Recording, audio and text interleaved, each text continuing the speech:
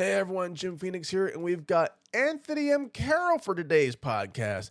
That's right, we've got the writer and screenplay extraordinaire. We talk some deep dives into the genre and a bit of author talk at the end. All this and more on next What's Kraken. Hit it.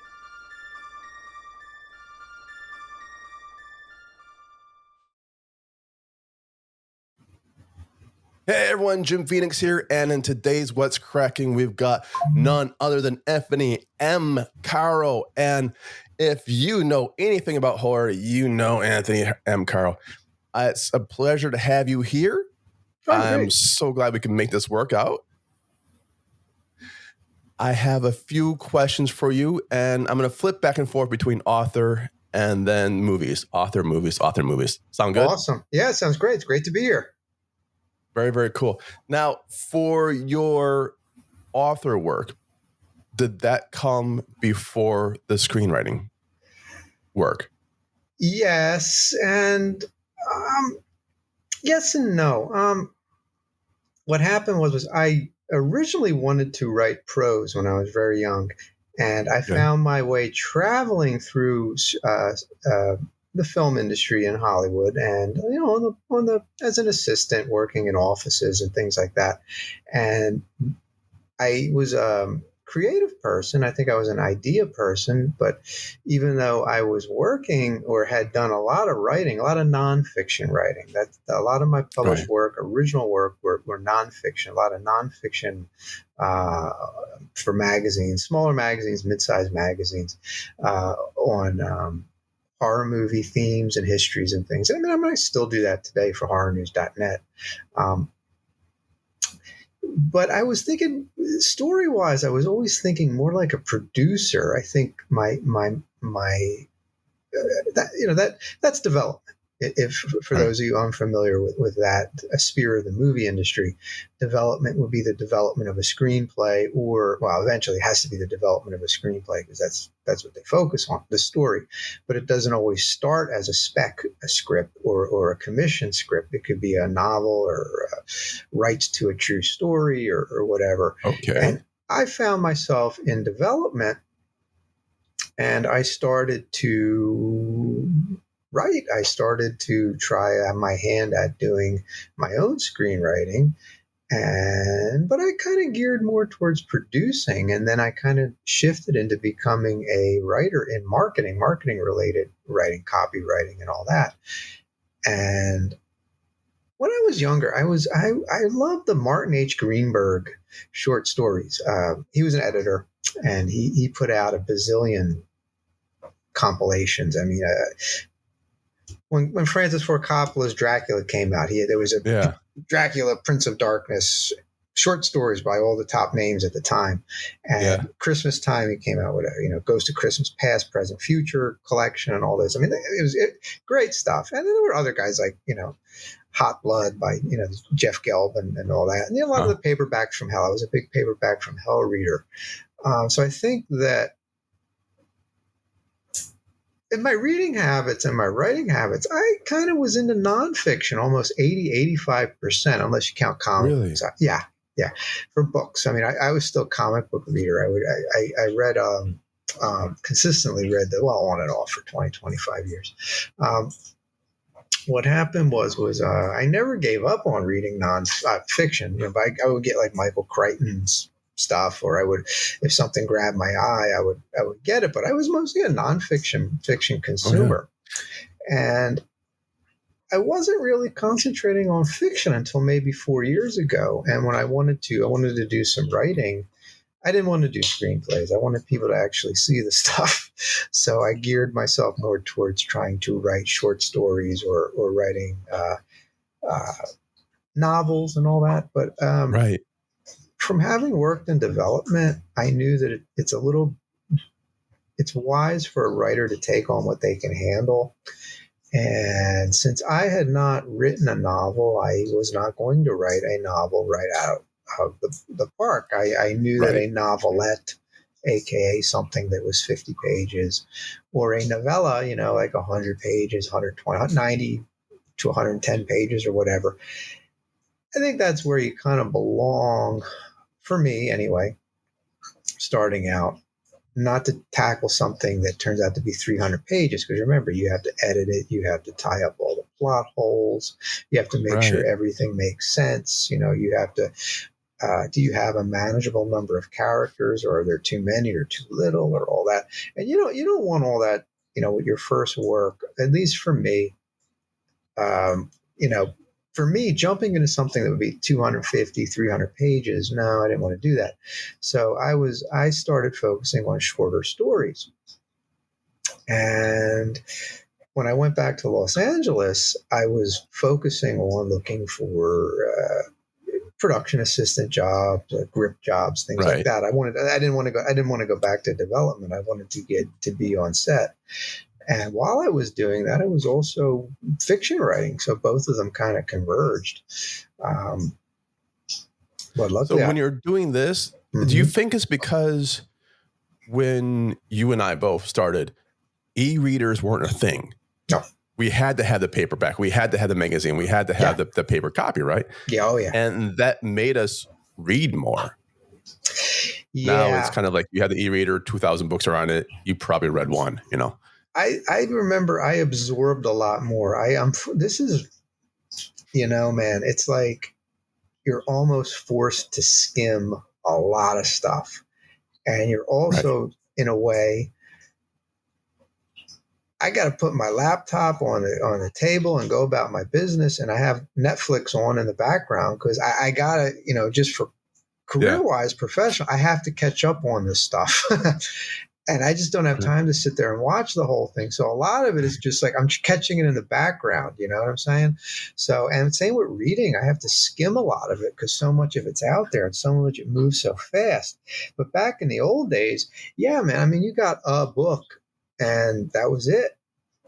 And you had to read it. I think you absorbed it a bit more because you didn't want to necessarily rush through it. Unless you had, extra cash to spare to just keep buying books. So I kind of like to take my time with them. But that was a totally different industry. different era. Yeah, I mean, did you grow up with the movie adaptations? You're talking about the Bram Stoker Dracula thing. I remember like Friday the 13th came out, and then Friday the 13th, the book came out, which is basically a screenplay. But just kind of doctored up a bit. That book's worth a lot of money. I was actually trying to track a couple of them down, man. There was a whole series of Friday the 13th books, and they're out of my price range. The one I was tracking was probably one of the worst books ever written was Eat 'Em Alive, which is, have you ever seen The Deadly Menace, the old 1958 giant bug movie? This is like a crime caper, giant bug movie, like gore, insanely gory book. It's really stupid, just really stupid ass book. I mean, and it could go for like $800 a copy, because they're so rare. And that's the thing, like the things that we should throw away as a kid. I mean, back in the day, these books, I made this comment. I don't have the book up here right now, but when Stephen King was like $5, a Stephen King book went for $4.95 plus tax or whatever it was. Yeah. And that was like the thick, big books. Other ones were like $2 maybe. Not so much anymore. And now the ones we just threw away are worth a couple $100 because of like the nostalgia aspect of it, or and it's just rare. There wasn't a big print run. I mean, it wasn't, apparently, see, in those days, even today, even with the ebook market, anything serialized or part 1, 2, 3, 4, 5, 6, 7 of a series, if you hooked somebody, they went and they bought the other issues, or the other books, I should say. So if you have 5 Friday the 13th books and somebody bought the 4th one and they liked it, well, maybe they'll go back buy the 2nd one, and the 5th one comes out and they buy it. So you got one reader, and he's a customer. He's a 3-time customer. So you might not have a huge audience base, but you have like that core base that move 20,000 copies, 30,000, but you're not going to have a second print run. There's no buyer for it, at least not for those books. But the back catalog. I was just at the Indie Incon in Florence, Italy, and someone said this, and I think it's very true, that it's the back catalog. They're new to somebody. Everyone's old books is new to somebody. Yeah, And so they'll you go get buy. that second reader, and then he goes Yeah. back and buys the rest of them, right? That's the key to I think that's the key to any indie book or any pulp publishing. You want to get that guy who comes in, or that girl who comes in and goes and picks up your new book or a book, and then goes and buys 3 other ones. I mean, I mentioned this on another show. It's like Kiss, the rock band. Yes. Their first 3 LPs did not sell. I mean, I think one of them only did 70,000. I think another one 110,000. That's not. They weren't recouping what it was costing to make. And then they did a live, boom, goes gold, and then it goes beyond gold, and people, new fans, they come in. Well, the 3 albums that bombed became gold records. They're like out of nowhere. Yeah, back just catalog out of nowhere. They were still in print. People went and bought them. So that's with authors too. But today it's different. See, in the old days, like Jack Ketchum, I really dug Jack Ketchum. Really? Yeah, he was great writer. He had that super shocking extreme book, the first one that he did, Off Season. Off Season sold like 300,000 copies on the paperback market. It was Ballantine put it out.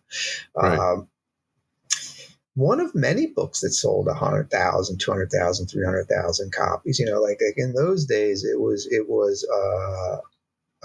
wasn't super glutted, I would say, because once you ran out of customers, you got to make money, or your publishing house is going to go out of business. You didn't have print on demand in those days, so like Brian Lumley. I know who Brian Lumley was. The guy. I can't remember the book series he wrote, but it was like a horror series. I don't remember, but I remember the name. The reason I remember the name is because when you went in the bookstore, I mean, he wasn't Dean Koontz, he wasn't Stephen King, but he was there, and he had a following. He had like 8 books or whatever. John Salby, another guy like that. So it wasn't that many people, and you kind of had tiers. You had then you had the second tier. I don't want to say second tier guys, but people who wrote for the magazines, wrote for the newsletters, wrote for. You see them in a lot of anthology collections. They'd have their own books out there, but they were not million copy sellers. They were just people who consistently sold and consistently could contribute. I don't want to say that doesn't exist today, but I went into a Barnes and Nobles, and it's like almost nothing. There's nothing there. It's like a fraction of what used to be there. It's a bit weird. I remember science fiction anthologies, Isaac Asimov's anthology. So many great story writers are there that would appear again and again and again and again and again. Mm-hmm. And then you don't really have the outlet for the people who might have the short stories to sell or the smaller works to sell to an anthology. Because if you look at, for those at home, go to your local bookstore. After you get past the candles, the mugs, the sleepwear, and all this other stuff that they sell that aren't books, find the bookshelves and see how many bookshelves are dedicated to your favorite genre. Anthology guy has nothing. Horror is getting a bit better now, but it used to be like that one half shelf for a long time. It's hard. This really is. Well, the horror paperback market, and I'm saying we're talking pre-ebook, pre-current landscape, because now everything's print on demand, everything's digital. In the old days, printer. In the old days, if you couldn't get published in a magazine that people read, like Alfred Hitchcock Mystery Magazine, and that was really hard to get published in that. I mean, or any newsstand magazine that had $400,000 circulation, 300,000 or 400,000 people circulation. Right. He wrote for small press publications, fanzines, this or that, wherever you get your stuff published. And I guess, you can work your way up from there. I mean, you mentioned, science fiction anthologies. I was like Mirror Shades was a really cool one. That was a cyberpunk Yeah. one. Burning Chrome was another good one. But I think when Harlan Ellison, I was shocked when I read this. He did Dangerous Visions, which was like the mass. It's still in print today after 50 Really? years. Yeah. Great collection of sci-fi short stories. And it was the #1 bestseller, sold the most copies of any sci-fi anthology ever published at the time it came out, and it lost money. It lost $1,500.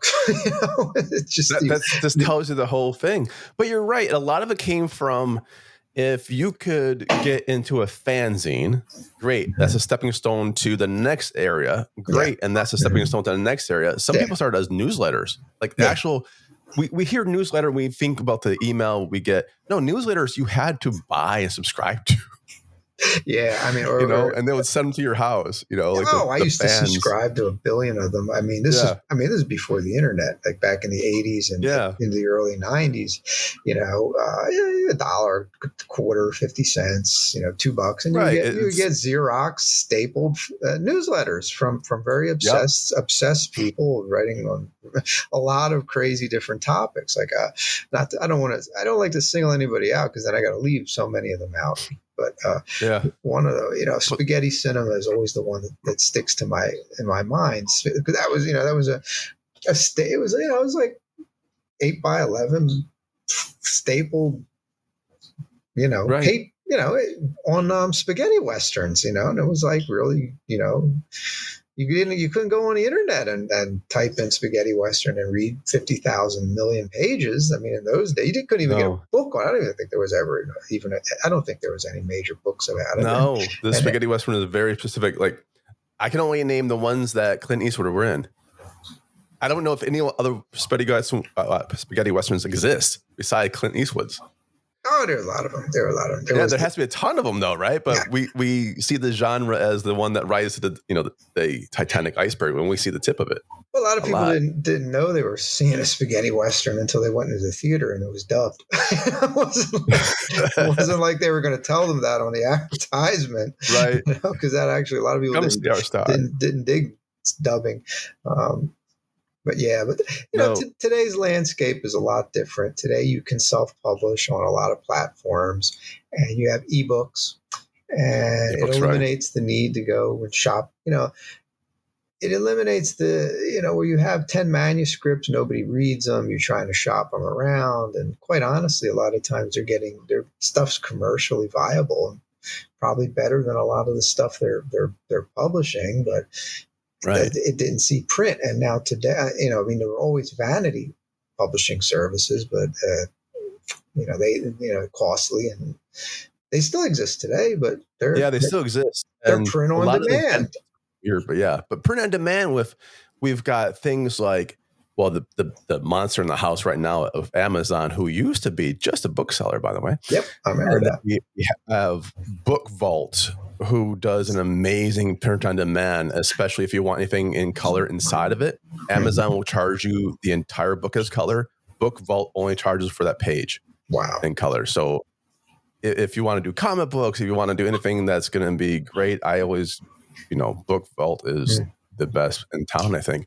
But we have these services, right? We don't have to have our basement filled with 12,000 boxes making a box fortress of books that maybe don't sell, because we now have this print on demand. Client comes in, press the button, it prints out in a day, and they get it, right? You don't have that overhead, and the money that you're saving, you can put into what is really, really, really important: advertising. Because if you don't advertise it, it's not going to move. Like, I just was reading today, like Terrifier 3 is projected to do $15 million at the box office. And this is what shocked me. The massive amount of their advertising was strictly Instagram, Facebook, social media. And I think they got something like 86 million views on some videos or whatever, YouTube or whatever. Right. That to me is not a whole hell of a lot different than 1985. Like, at 1 or 2 in the morning, we watching the Boy Who Cried Werewolf at like 1 a.m. And then these UHF channels would have these 15-second spots for a movie. They weren't 30 seconds. They'd be 15 seconds because cheaper. So they would you would have 15 seconds of a movie and then 15 seconds of like ice cream, like buy an ice cream birthday cake. So, but the 15 seconds would be to like the Duke and Duchess Grindhouse, or it would be to the Sam Eric or the Eric's Place, and they wouldn't be the only theater, but they'd be like maybe 5 theaters carrying like an exploitation film. And in a way, instead of UHF, they're just going on Instagram and they're doing essentially the same thing, just targeting that audience for that big opening weekend. And there's no expectation what it's going to do next weekend. They don't know if it's going to sustain or drop 90% because it's such a classic front load advertising campaign where you just want to get everybody there that weekend. Day. Boom. Yeah, 1 week only, maybe 2 weeks. And that's the way a lot of horror movies were, man. They rolled in and out in 2 weeks for many, many years. Like I'm talking absolutely. The 50s to the 80s. The exceptions were probably Nightmare on Elm Street, like the house that Freddy built, like the first one, because it was something like, oh my God, we didn't see. It might have lasted about a couple of weeks. It's not the long stay where, like, what was that one Avengers movie on for a year or so, it's like they had lots of theaters in a year. I remember seeing the TV ads for Nightmare on Elm Street, and they were creepy as all hell. I did not see the movie in the theater, but when it came out on VHS, I rented. I was like, wow, this is cool. And part 2 comes out. I went to go see part 2. I don't remember exactly how much part 2 did. I know part 3 did 45 million, but part 2 did in the 20, 25 million range. It was a big hit. The first movie, I don't think it did. I think it did about 10. But enough to make another one. Enough to make another one. And the whatever money, if you look at it from a trilogy, they cleaned up. Yeah, that's the thing. Like we're talking about before, if someone sees, like you said, part 2, now you want to see part 1. Yeah, and VHS rentals were royal. That was a money stream for a secondary stream. Yeah, for the movie industry for a long time. Terrifier 1 was basically, a very lengthy 6 years, whatever, advertisement for a sequel that never came. And then, I call it an advertisement because it's just been out there drawing an audience for 6 years. So a new movie comes out and, the audience was bigger than they thought. And that was the same thing with Elm Street. The audience turned out to be a lot bigger with the sequel because the movie came out, but I think more people saw it on video. So the original came out, not that many people saw it, but they saw it on video, saw it on cable or whatever. So when the sequel came out, massive audience turns out for it. It's like, sometimes it's about commercial is the first movie. Yeah. So that's it. It was basically a big promo for the franchise when the franchise kicks into gear. Yeah. And now that segues into, you are a writer in a lot of horror. What do you see for your own writing? Because it looks like you're getting like dreaded invocations, terrifying horror tales to uttered and hushed tones. Is this going to be more of what you're going to be into versus writing screenplays? Are you going to go more into your authorship? You're going to embrace the...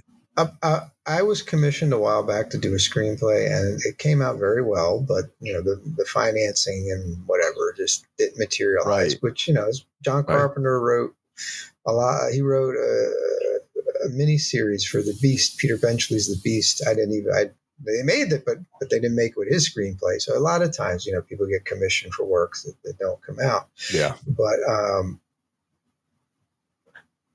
with a novel or a podcast or a audio theater podcast or any underlying property, you can sell that. That's my development background. I don't write a screenplay because I want the stuff to go out there. I mean, I can write the novel. I can write it far more engaging in novel form, to directly entertain an audience. Right. And then if somebody wanted it converted into a screenplay, I know the difference between a novel and a screenplay, and I've worked in production. I know how to do business. I'm not going to you take the novel, now you have to turn it into a screenplay, and the screenplay has got to be truer to its format. Right. Which is a nice way of me selling. Look, you want to buy my book, cool, but give me, part of the deal. You don't have to use it, but give me first draft on the screenplay. Because I like that idea. Screenplay is going to get rewritten 65 times. We're going to have 20 people involved, and a lot of them are not even going to get credited. So you can't marry yourself to the screenplay. It's so I know that's my shtick is basically this. I would prefer to write the novel or write the fiction piece or whatever, or podcast or whatever, and then it's intellectual property, and then if somebody's interested in it, then we'll talk about a screenplay. But in terms of writing a spec screenplay, it's like, no, why?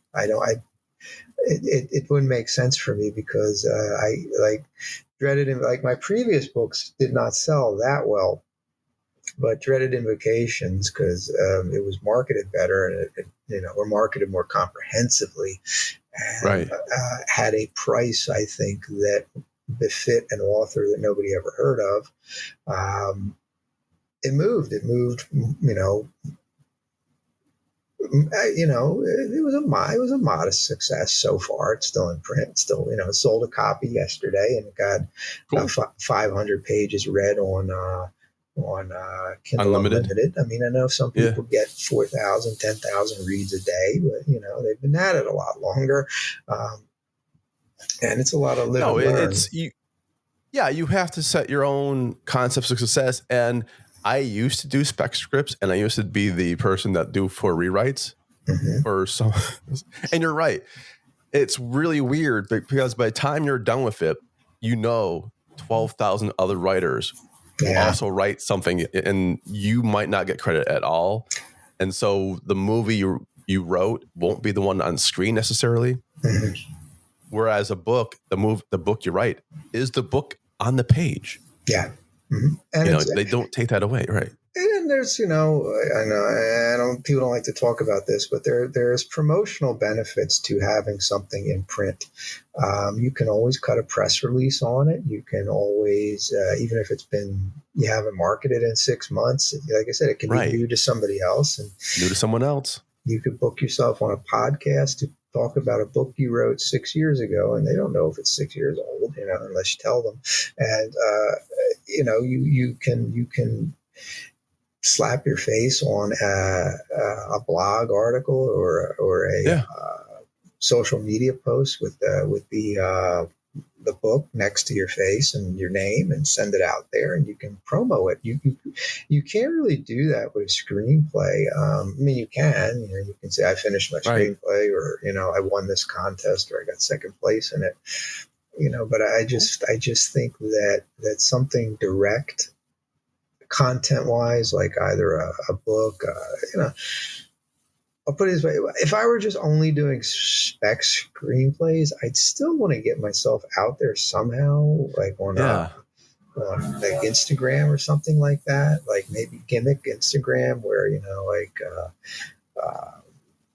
talk about screenplays, make a channel or something about what you think about screenplays and this and that. Oh, by the way, this is what I've been working on, although I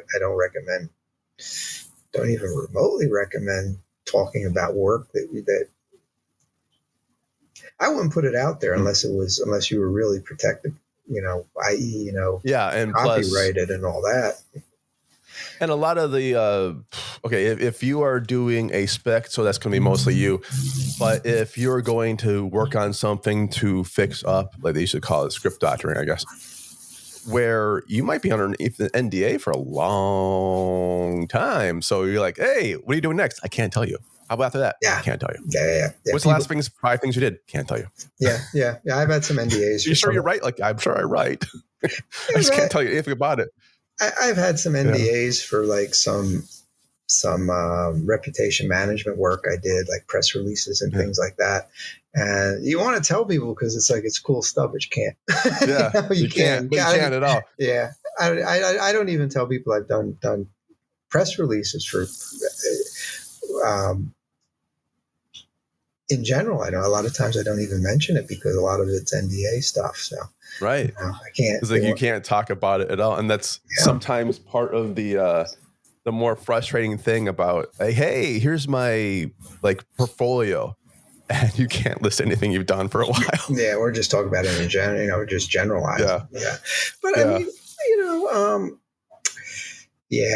to me, like it was this past 2 years, it has been a big learning experience. Like I did the book Tragedy Man, which, the people who read it really liked it.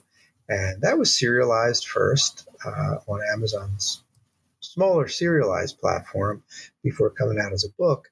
And it didn't sell because I use an archaic marketing strategy.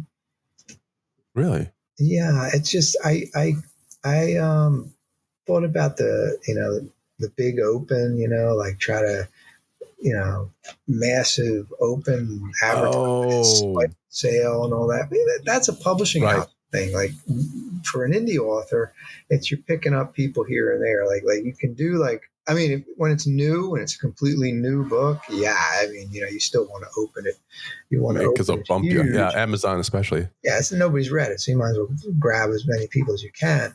But you have to keep advertising it. You can't hope that reviews are going to show up and word of mouth and people are going to rave about it and this and that. It's not traditional publishing. It's they're not getting all these free copies from the publicist and all that.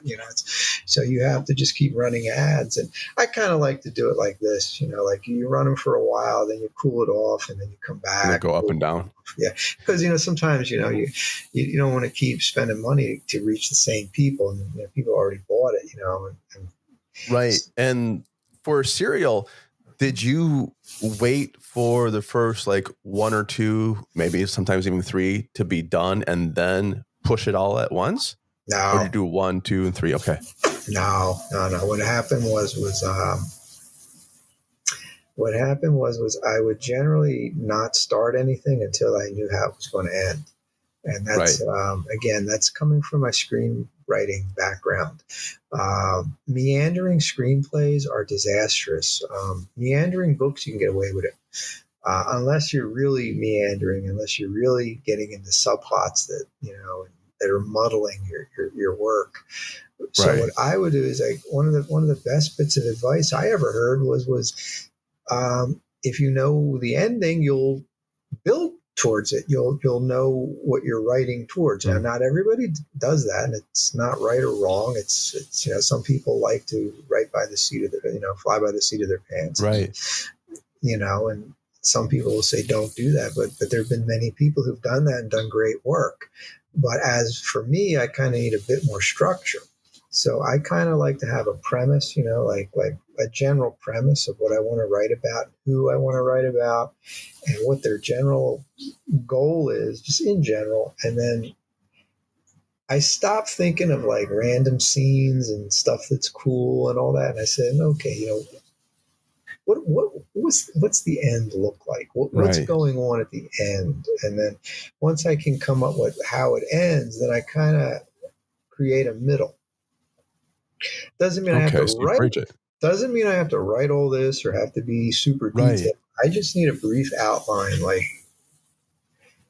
who's it about, what's going on, what's the conflict, in the middle. I mean, what twists, what's like a general 1 or 2 twists that kind of shift things, and then how does it conclude? Like I said, in general, and then when I go to serialize it, I would try to think about like 3 chapters in a row, because I didn't want to write 1 chapter. I mean, I used to do this, right. 1 chapter, then come back 2 weeks later, and it's like, where was I again? So I kind of like to think in terms of 3 or 5 chapters, and generally like what's in those 3 or 5. I don't have to detail it or write a treatment or anything. I just have to really have some bullet points where will just put some bullet points down, and then I can free flow the story. My stuff, I cheat a little because I grew up in Philadelphia. Spent a lot of time in New York. I spent a lot of time in Hollywood. bounced around the globe in the last few years, and particularly in Philadelphia, New Jersey, North Jersey, you meet some quirky ass characters, and you'll meet a lot of Right. loudmouths, a lot of kooks, and especially if you go into dive bars in like New Jersey or Queens or whatever, and or just live life, just walk down the street. Right. And just whoever you talk to. I mean, so I kind of had an ear for quirky dialogue, and I kind of put that into the books. But I kind of, although I had an idea about the narrative, the beginning, middle, and the end, Right. I kind of like to just let the character carry the story. In other words, the character's personality, their quirkiness, or their hang-ups, or whatever, or their attitude, or their perspective.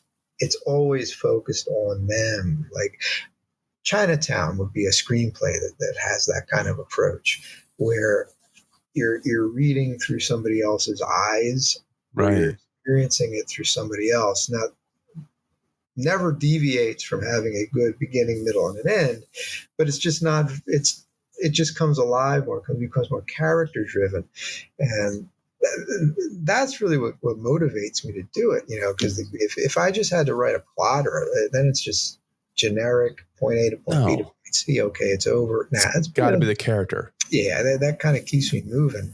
So that, what I mean by helps me cheat is because you're in the head of the character. If you meander a little or whatever, it's forgivable because you're focusing on this dude or this woman's outlook on whatever crazy situation they're in. And in horror, I think that's, I don't want to say super rare, but a lot of horror is very plot driven. It's very shock oriented. Character driven horror is not. I shouldn't say it's uncommon, but it's right. It's uncommon, but when it works, I mean, it works really well sometimes. And then I have a question because the way I write a screenplay, I'll get the acts done. I'll get my major beats and I'll make the connection scenes to it. Right. This, then this, then this, and then, and if I have to change because the character does something great, I change it. The way I write a novel, I don't outline. I almost do the opposite. So you actually take your screenplay knowledge and you go, I can write this way and have the structure first, right? Yeah. Well, with a novel, a lot of time, like I said, meandering is okay in a novel. A screenplay, you're very condensed to time, and you're very condensed to sticking with the story and the primary plot. You've got 90 minutes, 120 minutes. A lot of, when you look at deleted scenes on a Blu-ray, it's like, well, no wonder they deleted it. It's killing the pace, and it's not even off topic. I mean, some of the stuff is fits in the narrative, but they got to trim it because it's just too long. So a screenplay's just got to stay focused and move, and it can't drag, it can't meander. With a novel, you can always circle back. So, you can even insert, for lack of a better word, stuff like George R.R. Martin. You might go 3-4 pages of something that's theoretically off topic, but it's never really off topic. He leads into it and then he's smoothly, and then he circles back smoothly, and you got yourself an extra 4 pages of bang for your buck. Yeah. And one day he'll finish that book. Yeah, one day. We'll see. I know. I think something else can finish them. But for books, you've got, which books you're working on now? You have Dreaded Invocations, Terrifying Horror Tales to Utter and Hushed Tones. And that's on Amazon right now, yes? Yes, that is. The ebook is exclusive to Amazon, and the paperback is, went wide. So you got Books A Million, Amazon, and eBay, and Barnes and Noble, and all that. And that was a fun anthology not anthology, it's a short story collection. Tragedy Man's an anthology. There's a difference. That's Tragedy Man, the stories are connected. With Dreaded Invocations, it was a series of random short stories that were published on the Serial platform, and a novella also included. And I wanted to get something. I wanted, between Tragedy Man and my next work that I'm working on, the work after Tragedy Man that I was considering making my next book, I said to myself, wow, this is going to take a couple years to finish. Right. So, well, I got short stories. I'll release them in a collection. And I said, I don't know if anybody is going to buy them because, right. It's harder to sell short story collections because when you sell a novel, you can give you the through line to the novel in your advertisement, you can tell people what it's about in 2 sentences and turn that into marketing spiel. Right, yeah. Short story collection, it's not that easy to market because every short story collection is marketed the same way. 10 terrifying tales, 10, 12 scary tales. That's what you're going to. Yeah, even that's what you're even getting. King's last one, right? Yeah, that's what you're getting. I think that was it. You can't give the plot away. Well, you can. You can. Synopsize a couple stories, but you can't, do it with all of them. But I said to myself, let me put it out there. I think I can have fun with this because it was a lot of the stories are influenced by movies, like Amicus short stories, or television shows like Night Gallery and Alfred Hitchcock Presents, and very influenced by comic books, like EC Comics, DC Comics, like Ghosts or Tales from the Crypt, and pulp serials like I did like a steampunk kind of Frankenstein story that is written as if there's more stories. Like if you had picked up a pulp magazine in 1942, Conan. Well, yeah, you're reading Conan. It's new to you, but there's like stories that came before. There's more stories coming after, but you just have to pick one up in the middle. And Robert E. Howard never used backstory because he knew it was a lot of people were reading them for the first time. So he would just give you a tiny backstory in 2 paragraphs to give you an idea who Conan was, and then you were off to the races. So I wanted to do that as an homage, although it's not sword and sorcery or fantasy. It's still a steampunk horror tale. So that was a neat one I put in there. Menace of the Mansion, which was the novella, that to me was a weird book because I envisioned if somebody said to me, can you write a screenplay for a AIP Hammer, 1973, 1973, these guys were on the way out. That style of horror that they were writing that was making money in 67, 68, it was by 73, these, so I said, well, what if they gave me something like, how could I stick with a PG rated old school horror movie that these guys like and what they're comfortable with, but still making it a little edgy-ish slightly, because 73 Exorcist, Andy Warhol's Frankenstein, Texas Chainsaw Massacre and all that. But I'm thinking to myself, PG, like the mindset that you're thinking with this, think PG, think a PG, a company that does not do violence, does not do R-rated movies. Right. But nobody hired me to write that screenplay. It's not 1973, but all that, when you do turn it into a novella, you let that inspire it through. And I kind of said, well, maybe it's like an adaptation. What if they said adapt the screenplay? We're going to put it in a collection. We need to make money, something like that. So these are these weirdo things that go in my head, almost like method acting, when you write it, and that is it's just showing the quirkiness. You know what I'm saying? Like I got some stories that, if somebody said to me, can you write for Weird War Tales, or can it's an old DC comic, or if somebody said to me, can you give us something for Martin H. Greenberg collection, we want something under this topic, and we want a short story.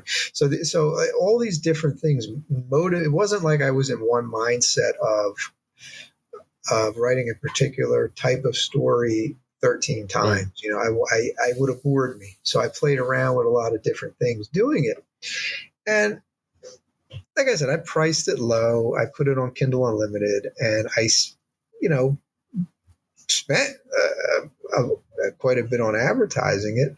Right. And it when you look at what it's not 100,000 copies, it's not a million copy seller, but when you look at independently published books, and it would be a minor success so far, and it's great. Which to me, and I'm like I said, I'll be honest, as I said, the word, maybe somebody else will say it's more than minor, but I kind of look at it as being a success on for what it is, an independently published book from an unknown author in a saturated platform at a low price. It got good reviews, and it got decent sales figures, and it's still selling, and selling modestly and moderately, but consistently. And maybe I could move more if my marketing strategy was better. And that's the thing. You never really know. More knowledgeable, like when you go and you do something, you look back, like myself, like I said, I don't like to sound like, the lawgiver from Planet of the Apes, but, because I could be completely wrong, or my perspective could be completely wrong, or it's all subject to change. It's subject to change with new information. But last year, I did not know as much as I know now about marketing a book online. That I know a hell of a lot more now than I did a year ago, and I hope to learn a little bit more as I keep going, and maybe in another year maybe I'll be able to put these things out at. Again, now, this is not a writer speaking. Once you publish, you're not a writer, or you're a writer. You're still a writer. You wrote the book, but selling the book is not the job of the writer. That's the publisher. So you got to be in a publisher mindset with it. Right. And you want to keep your advertising. Well, you want your sales to exceed your marketing and production costs. And that, is not always easy, and it could take time, and it requires experience on how to budget these things. And again, like for me, myself personally, sales are always better on the weekends. People are home. I myself personally would not spend more money advertising something for ads to run on a Monday or a Tuesday than I would on a Friday or Saturday and a Sunday. You know what I'm saying? So, if I had a, limited budget, I wouldn't be as enthusiastic to say, well, I want to try this newsletter over here. They're going to send a blast out. I want to do it now. And now is Wednesday. Yeah. Well, no, I should have waited 2 or 3 days. You know what I'm saying? It's just, you end up getting a return that's smaller, because you're advertising when people they're not reading. It's Wednesday. You know what I'm saying? Yeah. Not to say you won't sell anything, not to say that they won't move, but personally, not to say that you shouldn't advertise on a weekday, but if you have a budget, instead of $5, maybe $2, $1, and then load on the weekend. That's a strategy that I found, worked for me. And then there's other things. I'm not even involved with, like TikTok Shop, which I know some people had a lot of success with and all that. Yeah. I try to just take it bit by bit, like I don't try to overwhelm myself. I kind of prefer to do a little bit and review. Did it sell? Did it not sell? How much did it cost? What are my analytics? But then again, it's my marketing background, so that kind of comes in there. So, but it was cool, Dreaded Invocations was a lot of fun to write. It was not fun to edit. The editing process was a lot of work.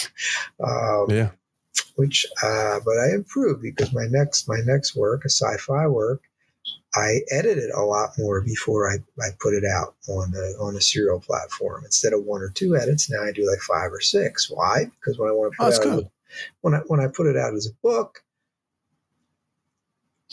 I want to be one fewer edits you have to do then. Yeah. I want it in 6 weeks. I don't want 12, 14 weeks going by and it's still not done, because it needs all these extensive edits. And why does it need extensive edits? Because you didn't edit it.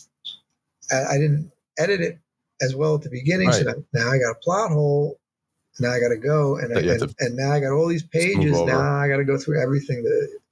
So you don't want to do that. I mean, you can, but not if you want to get that thing out there and then move on to the next one. Right. But it's like cleaning a room a bit at a time. You have to keep it constant vigilance on that. Now, where can people find you online? Social medias? Yes, you can find me at Tony M Carro on X, aka Twitter. Right. If you go on TikTok, Tony M Carro Horror.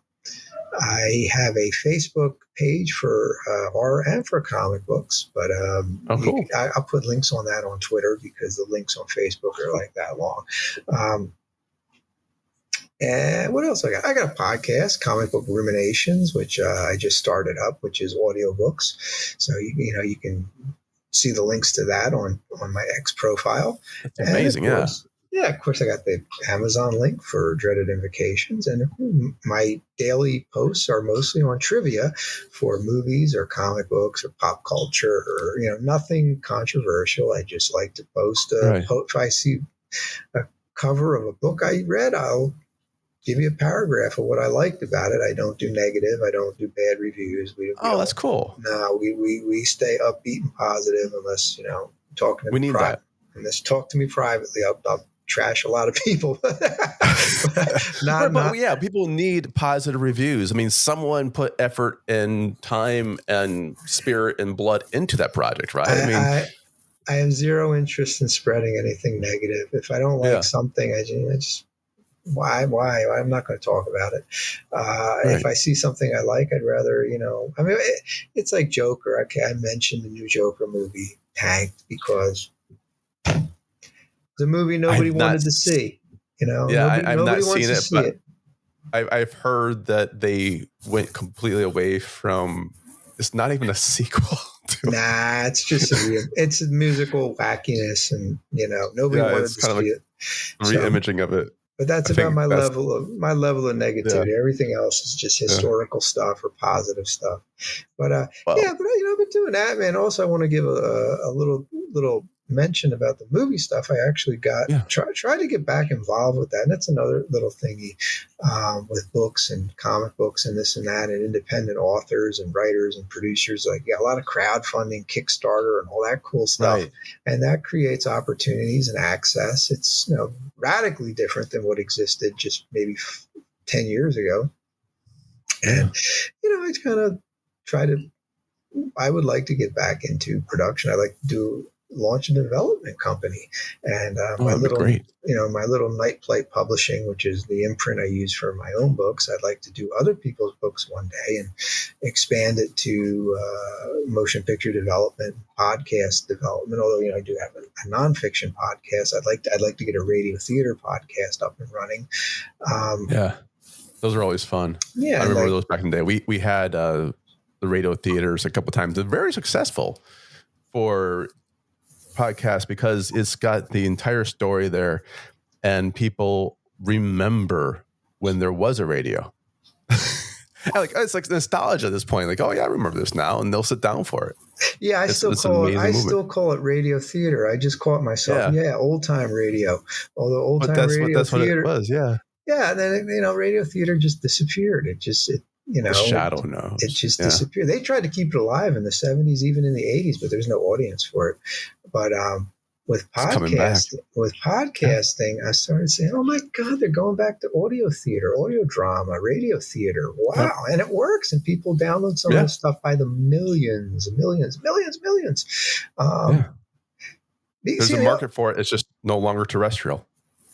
What happened was everybody stopped listening to radio theater because they got television in the 50s, and now today people can access computers on their through Apple CarPlay or Android Auto, and they can listen to a podcast. So, boom, audio drama is back because now it has a legitimate market. Where you can listen to it in your car, you can listen to it in your headset, or run around on your iPhone or whatever.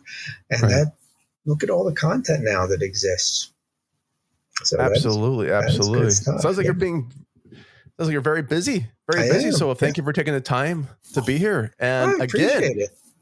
Again, if you want dreaded invocations, terrifying horror tales to utter in the hushed tones, check it out. It's actually, I love the idea of the connection, putting the stories out, and it's really hard to write these. And I love that you're putting this out. I love the idea of the radio theaters, checking out your podcast, all the socials. You got me hooked. So thank you very much for coming, man. Thank you. I appreciate it. It's been a pleasure. Awesome. Bye, everyone.